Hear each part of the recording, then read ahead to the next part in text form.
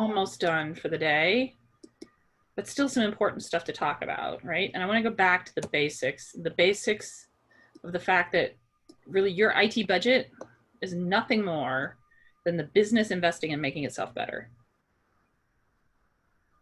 Like, if the rest of the organization did not exist, IT has no reason to be there. And if the things that you're doing isn't making the rest of the organization better, you're not doing it right. And so part of your job in managing that money is really acting like an investment manager, right? You're managing an investment that the organization is making. And so if you think about that budget and your service portfolio as an investment, think about, how do investment managers work, right? The first thing they do is create a policy statement. And that policy statement has to have the investor's goals and their constraints, which means that if you want to know how to measure value, you have to know what's important to the rest of the organization. Now, it might not be you personally, but somebody on the IT staff who you're communicating with and who can communicate those goals and constraints to you needs to be having regular discussions with the rest of the organization. It might be the CIO talking to the CEO, or it might be a BRM who's talking out to people, or it might be that you're having those conversations directly with different product line owners. But if you don't know what the organization's goals and constraints are, then you can't talk about value. So Rob, what you might want to do is just mute everyone. Here, I think I can do it.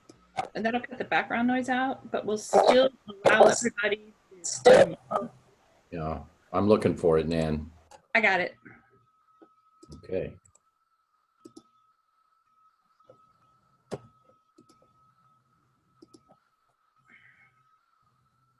So once you understand what the organization's mission is, then you're going to start to translate that into a plan for IT, right? You're going to be looking at cost. Do you even have enough money in the budget? And quality, can you deliver it? Do you have the right infrastructure? Do you have the right people? Is there enough time, right? These are things that you think about already today. And then you also need to manage those small crises, right? But you don't want to live in this state. And too many CIOs live right here. Where are my fires? What are we doing to contain them? Do I have enough money? Do I have enough people? Do I have enough time? Do I have the money? Can I get there? Right? They're always reacting from a limited, constrained point of view and reacting rather than being proactive in the management. So then what you want to do if you're thinking as an investment manager, once you have a policy statement that you and the business agree on, you're going to develop that investment strategy, right? If you were doing this as actual money market funds, or you were working on somebody managing somebody's 401k, then you'd be combining their goals and objectives with the current financial market and economic conditions. Well, what that means for you is you're taking the business's goals and objectives and you're mapping those to your current budget and capabilities and the current external IT market. That means that you have to have visionaries and people who understand what the market looks like, what the possible is, and what those market conditions are. So you're going to be figuring out how you can take those goals, given the constraints of what you have, what you're capable of delivering, how you can find efficiencies, how you can define services or refine services to produce the things that meet those goals. And Scott did a great job in the session right before this one talking about those efficiencies, right? We had some folks yesterday talking about looking at how services are delivered and how to set prices on those. What we want to think about are the next steps though, right? So implementing the plan, that's easy. IT is excellent at executing, right? Give us any kind of problem, give us the tools, boom, we're gonna go. So once that plan's in place, we can execute just about anything. Not an issue. We collect lots of data, we collect lots of stuff. What we're really, really bad at is the monitoring figuring out the metrics, and then updating the plan based off of the results, right? So you have this budget that you're managing, you have a service portfolio that needs to be defined. You figure out the right strategy, what services need work, you figure out how you're going to get there, the team executes on it. How do you know if it was successful? Did you really create the value that you thought you were going to create? And let's be honest, even if it's just project management, go to your PMO. There are some exceptions. Some of you out there have amazing PMOs, but the vast majority of people we talk to, kind of sketchy, right? Like, can you go back and tell me, did you really hit the ROI of that project you said you were going to? We just miss out on those kinds of things. It's the same kind of measurement when you think about your service portfolio. You go into this with a goal of achieving a certain ROI by that service. Did you really hit there? In order to know if your services are delivering value, obviously you first have to be able to provide some sort of consumer view of your IT costs. It doesn't mean that you're fully mature. It doesn't even mean that you're sharing this externally, but at least internally, you have to have some sort of view of your consumer IT costs as a starting point, right? But that's not the only thing that you're looking at. Cost does not equal value. So if you think of the typical things that we call advanced IT KPIs, the things that are like the goals that people work towards, they're looking at things like, I want to know a heat map of the critical project status, right? I want my spend to budget variance by organizational unit and the type of activity that IT is doing. And I need to know the status of all my priority 1 tickets and how long they've been in that state. And let's do a little headcount analysis too, and tell me about the workforce. Well, this sounds like a really sweet CIO dashboard, right? Like, thumbs up, thumbs down. How many of you would love to be able to produce and share a CIO dashboard like this that your CIO can just log into and view at any point in time? Is this a useful thing to... Yes? No? You don't care? What the heck are you guys doing here? So this is the goal that a lot of people have, right? But if you look at this, this is all managing IT internally. This is important, but it's not sufficient to talk about value. And so as you move through your value curve and you become more and more mature, you're going to get better and better at this. But you don't have to wait until you're at service portfolio management to be having these kinds of conversations with the business. You should be thinking about how to measure value as soon as you start designing internal transparency. And we have customers who are kind of at this state and moving to external transparency, but even early in internal transparency, have successfully had value conversations with the business. So you don't have to go, that's something I'm going to do much later. It's something you should be doing from the very beginning and maturing that value conversation as you mature the rest of this. Because it's only by having those value conversations that the business will give you buy-in and continue to support and fund your ongoing maturity and growth curve, right? You don't want them coming back and going, enough is enough, done, right? You want them to see the value of what you're doing as early as possible, as well as the CIO or the service owners or anybody else. And that can be kind of overwhelming at times, right? If you sat down and just thought about, how am I going to show the value of everything? And I don't even have all of my data. What data do I need? Even if you have a good roadmap, this can be a lot to swallow. So I want to think of it in a more simplified way. Let's just boil it down to some basic service value metrics that you can look at internally first. And then when you're stable with them, you can start to share them out with the rest of the organization. Now, these are in no way meant to be comprehensive. Value, by definition, is slightly unique from organization to organization. You may measure something slightly differently. Maybe headcount isn't even a concern to you, right? Like, so just because I put something on here doesn't mean you should measure it. And just because I didn't put something on here doesn't mean that it's not important to you. This is a starting point for a conversation. This is a point where you can go back to your organization and start to have conversations about, okay, in each of these areas, how do we find the right value metric to talk about? So we want to talk about cost, value, and risk, and satisfaction. But we want to talk about value related to each of these. So if you think about cost, the typical cost concerns we have, right now you're probably trying to measure, is my spending on track? What's the balance of my run, grow, transform spend? Is my IT spend aligned with the corporate initiatives? You might even be mature enough to know, how are we impacting the business revenue? And those are important cost concerns. But I want you to think about value metrics for cost in a slightly different way. So just total spend. What about if you could look at things like your IT cost per headcount, or the IT cost to onboard somebody, especially if you're in an industry where you have a lot of seasonal labor and you have people on and off, right? So again, the things that have value to you can vary. What's your IT cost as a percent of the revenue? Looking at your trends in spend variance, but then looking at it in things like run, grow, trend categories, or aligned with corporate initiatives, right? Can you show how your budget aligns to the initiatives, and then what is your spend variance to budget there? So these are all still monitoring and measuring cost, but in ways that have value to the rest of the organization. So these would be more value-focused cost metrics. Does that make sense? I'm kind of pivoting people's brains here, Rob, so kind of monitor chat for me closely.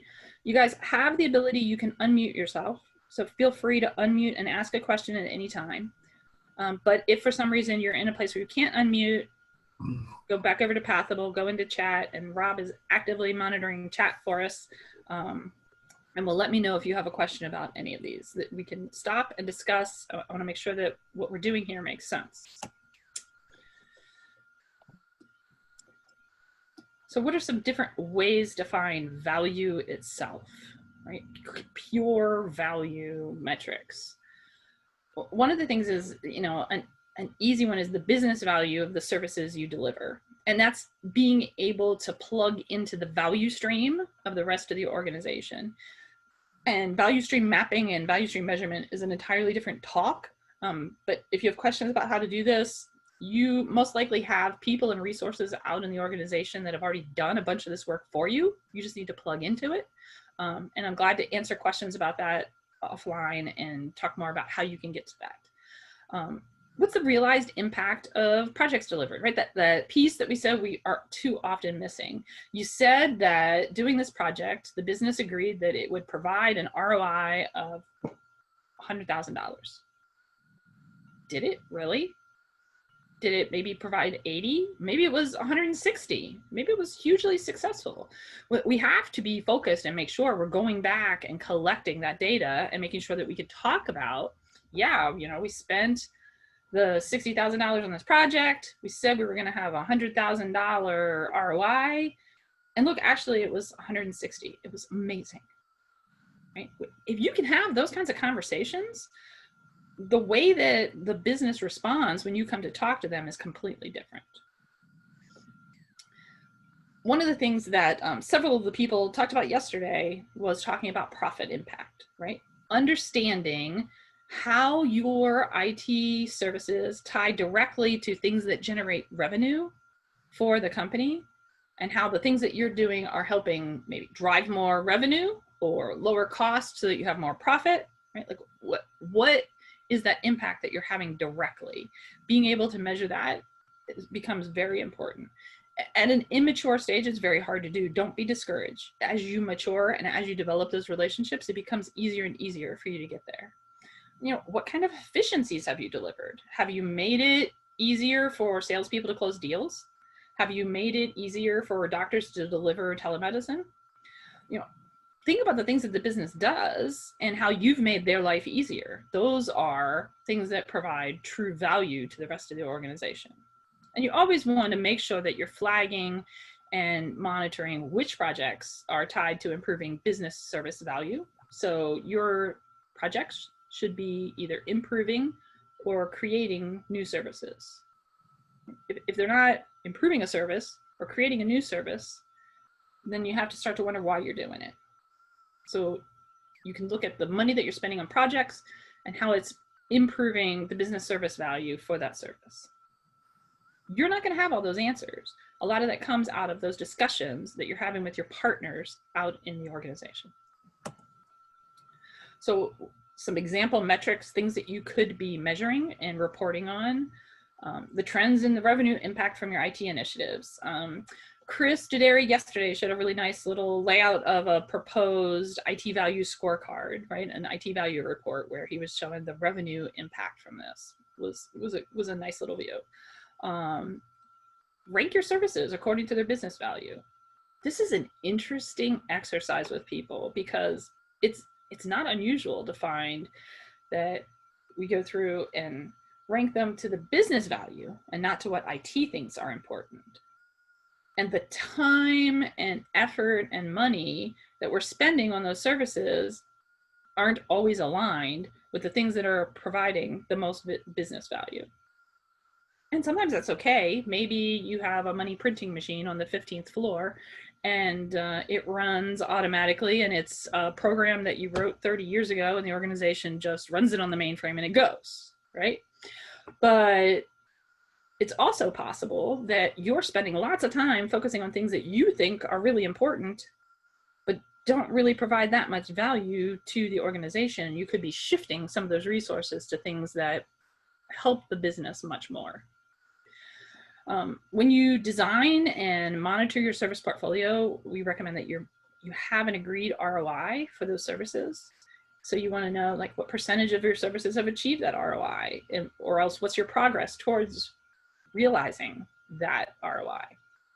And you can do clever things like, make a heat map of projects and show which ones are impacting the critical business services, and call attention to the projects that you want the business to pay attention to because they're having the most impacts out to the organization, right? So there are lots of nifty ways that you can do graphics and visualizations to start to show this kind of thing out. But again, you're looking at projects and thinking about their impact to the rest of the organization, not just to IT. So then the third thing that we talked about was risk. And risk can come in lots of ways, right? It could be people-related risks, it could be vendor-related risks. Are you locked into a vendor and getting out of that vendor would be very, very expensive or take the business down for a while? Do you have too many vendors? Do you have a plethora of different types of CRMs and you have 15 different divisions and they're all using a different CRM? There are lots of different ways that you could think about vendor risks. And I would say that leveraging your cost modeling and budget planning information in tandem with procurement or with your IT VMO is one of the biggest misses a lot of people make, right? IT finance goes and does this. And unless you have a team where you also own the VMO and you're doing the purchasing and the vendor management, you don't often think about reflecting over and sharing this with people in a VMO in a different group.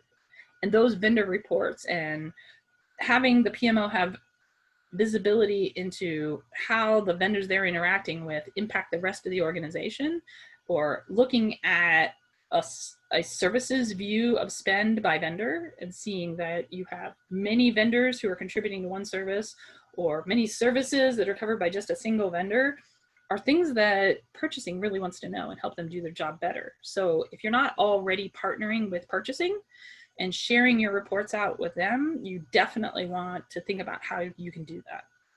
If you're just getting started on this journey and you haven't gotten to the point where you have these views yet, bring those people on early as stakeholders, right? Make sure that purchasing is part of your stakeholder team and you're building this together.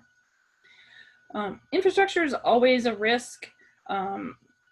Cost-wise, there's a little bit that you can show, but a lot of that is going to come from the infrastructure team themselves.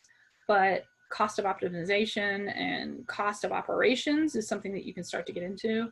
And then, security cost, where it's applied, how it's being used is a huge discussion with a lot of people right now.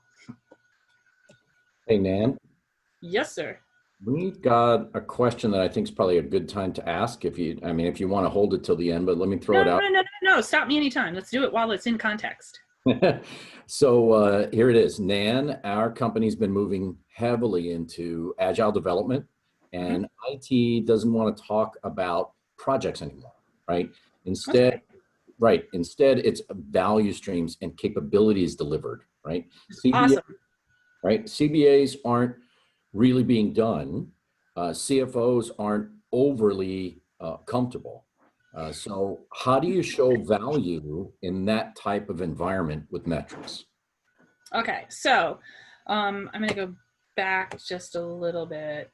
If you think about not projects, right? But if you've gotten away entirely from the concept of having a project at all, and that we just have a value stream, and the work that this group is doing feeds into that value stream, you need to take that value stream all the way out into the organizational value stream.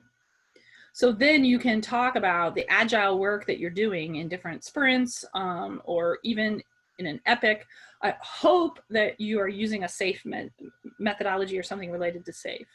And if you don't know SAFe and you're not using it, you can look it up online, or I'm glad to talk to you later. But SAFe provides a really good series of processes that allows you to have the flexibility of agile while standardizing some of your reporting and metrics. And then it's really easy to take those SAFe standards and plug them into your ITFM or TBM framework. And so you could take the work that's being done by those groups and you'll still be able to reflect it out into the value stream. It's actually easier for you guys to take that value stream and run it all the way out to the sales team or to the finance team or to the warehouse management system or whichever value stream those people are working on. Maybe it's video delivery. I don't know what your particular business is, but cases where you've gone that way and you already have a value stream designed, if you're having trouble, you probably just need to take your value stream another step or two further. And you should be able to talk about the cost of that agile development in relationship to something that the CFO is already familiar with, because that other product line is already reporting up to the CFO. So you need to find that point that your customers are reporting to the CFO and be able to talk that same language and match that up. Does that help? Did I answer the question?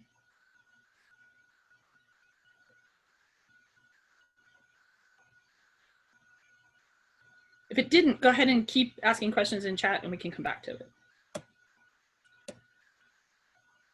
So when you think about risk, there's a series of different metrics and things that you could do here. Again, you can read. I'm not going to step through every single thing here. And then there's satisfaction, right? So cost, value, risk, satisfaction. Some organizations are really good at customer satisfaction and are actually do regular satisfaction surveys. They get satisfaction measures back from people after every project or occasionally after a ticket or things like that. It's very obvious. Pathable falls under that because we're certainly getting great feedback and the ability to do satisfaction surveys and results after every session for this conference. And I'm really looking forward to seeing that data. So I hope you guys are filling those in. So, you're used to seeing things like, what are the results of the latest satisfaction surveys by a business service, right? Like, are there different end user compute? People love you. You're all real happy, right? The sales application support, not so good. Like, they're grumpy, they're picky, and you're not delivering your developments fast enough, right? Like, you see these stories all the time. This kind of stuff happens. It might be by geographical area. It could be by revenue or product line. You're looking at this a little bit already. And then you want to look at the projects that are tied to improving satisfaction issues, right? So things come up that people are unhappy with, then you take action to try and improve delivery or improve different functionalities. But if we look at satisfaction value, like, satisfaction is already value, isn't it? Kind of, but not really. It's an attitude. If we want to look at how we can use satisfaction to help us understand value and give us insights to value, look at things like your utilization or uptake trends in business services. How the heck is that something that tells you anything about the value of the service? How would the utilization or uptake trend tell you anything about the value of a business service? Anybody have a clue? Just the happier they are, the more they're using it. That's good.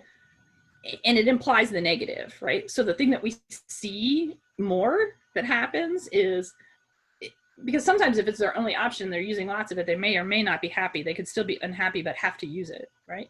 But if you have a business service and it's chugging along and you're getting consumption, and it suddenly drops, something happened, right? And even if it was going up, like it was going up, you know, we had a business analytics service and it was getting used more and more and more, so they must love it, right? But then all of a sudden it drops off. Well, it could be what happened there is they were using it more and more and more because they really had to do analytics and it was the only solution they knew about, so they were using more of it. But the whole time that they were using more of it, they were also looking for other solutions. And then they found the SaaS solution that somebody could take their credit card and sign up for. And now they're chunking your corporate data out in the cloud in a SaaS solution because somebody could pay for it with their credit card, but they love the product, right? And so if you see sudden drops, that's a problem and you need to investigate it ASAP, because either that group went away and they're not doing something anymore, in which case you can retire that service and maybe have cost savings, or they're using something else and you need to understand why, and there may be security concerns that you have about it. If it's going up, you want to know why too, right? Is it going up because the business is driving them to do more of it, or is it going up because they love it so much that they're using more of it? So either way, if there's a change up or down, you should understand why that trend is happening. You should look at what is the ratio of your customer facing services versus your IT services, like your business services to IT services. What that tells you, if you have, say, 2 or 3 groups of business services and you've got 200 IT services, then your IT services are likely way too granular and you're focusing a whole lot of time on what you're doing internally and somebody's not thinking externally, right? You haven't made this leap yet. It tells me that there's something going on here. You should have a good balance between managing your stuff internally and understanding how what you're doing is impacting the rest of the organization. So that's a lot, right? It's a lot of inputs. It's a lot to do. It's beyond your job description. like what the heck, man? It sounds like all of a sudden you're like the king of everything. But the truth is the nature of your position means that you have all of this data coming into your ITFM system. Now, I'm not saying that you should be making all of these decisions, right? What I'm saying is, hey, you have a unique view of this data that nobody else has, right? It may not be your job to interpret it and to act on it and to drive the organization in a different direction, but it is your job to partner with other people, both inside IT, but especially out in the business, to understand what would be useful to them for driving their decisions and just building the models and the reports, right? So you own the system, you own the making sure the data is getting combined in the right way and building the models and the reports. It's their job to interpret the results of that and to act on that. So I don't want you to freak out and think I'm saying like you're like running the universe here. What you are is the critical control center that can empower everybody else to run the universe. And it's important that you put that into perspective. And we love the way that ITIL 4 is making this shift, and that they're shifting away from just service portfolios and into service value chains. And so if your organization's already started going to ITIL 4, make sure you're talking to those people. Make sure your finance people are getting trained on the basics, foundations of ITIL 4, because service value chain starts to become a huge thing, and you're going to see the rest of your organization talking about this. And if your model and what you're doing can't reflect that and can't measure that, you're going to be 5 steps behind. So it's really good if you can get a little bit caught up, and we can help you do that if you need to. and move your team forward and be thinking ahead of time about how to incorporate your IT service value chains into the modeling and reporting that you're doing. And that will do that plug out to the external value that the question about Agile asked about as well. So if we kind of think about how we're going to summarize this and evaluating those services, right? Does it have a business value? And what is that business value anticipated and measured? What's the cost to develop and operate that service related to the value that it provides? What's your capability to deliver the service? Are you going to do it internally? Are you going to do it externally? What's the cost impact to that, to the value? Is it addressing a risk to the enterprise, or does it present a risk to the enterprise? And how does it fit into your overall IT strategy? And when you do your service cost modeling, you then get to see the different dependencies the services have on each other, and will help you then be able to monitor those risks and your capabilities. And you can measure that business value as part of your business case or the expected ROI for that service. So it's important to remember that your goal here is everybody else's success, right? It's not just to monitor your IT budget, but to make sure that you are making sure that the rest of the organization is successful and that you're talking with them to understand the value metrics that they need in order to make great decisions. We have any more questions, Rob? No questions at the moment, Nan. Nope, I got a Colleen. It's like a strange and interesting instantaneous transformation. The power of Nikes. So this is, like I said, guys, it sounds like something you can't do until you're completely mature, but that is completely not true. We have people who start this process very early. I'm glad to connect you with them if you want to talk more about how they manage that and how that's going. I know that Ginger Allen, who is around at this conference, I don't know if she's here at the session, has talked about that at other conferences and talked about kind of even early in their process how they've managed to move this forward. There are people having success with this. Don't be afraid to start having a conversation and just explore it. You're not going to boil the ocean. You're not going to do everything, but start to have a little bit of what you're measuring and what you're reporting be in the language of the business and reflecting their values. And I just had a question come in. Mm-hmm. Back to risk mitigation projects. How do we translate the benefits into dollars from a value perspective? So almost always, when you're looking at either risk repair or risk mitigation, you're looking at cost avoidance and regulatory. So sometimes you're doing it because you have had an audit finding and you don't have anything. It's just like cost of doing business. If you don't do it, the regulators are going to come in and shut you down, or your customers are going to stop doing business with you. And so you can measure what it would cost if you lost a certain amount of business because of a lack of certain findings. But for the most part, those kinds of audit findings or mitigation things are cost avoidance.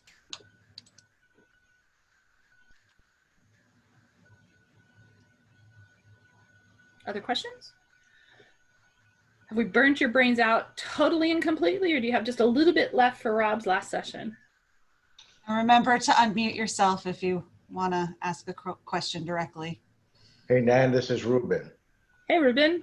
Hi. I think one of the things that we were able to do relatively quickly with moderated information was using the TBM taxonomy and aligning a lot of our tools in there with the Alphabet tool software that basically lets you do a service lifecycle management. Mm-hmm. We were able to see and assigning some costs, not detailed, but just rudimentary general costs. Mm-hmm. We're able to look at all the redundancies and how much each of them were costing. Yes. And then looking at what the future licensing costs would be for refreshers and things of that nature, able to make some quick decisions on some applications and tools. That's awesome, Ruben. And as soon as you're convinced that you're directionally correct, that conversation can happen, right? You could say, like, this is not the precise unit cost per license, but overall I can talk to you about the cost to run SAP versus the cost to run PeopleSoft versus the cost to run something else, and kind of here are the cost drivers and why it costs that much.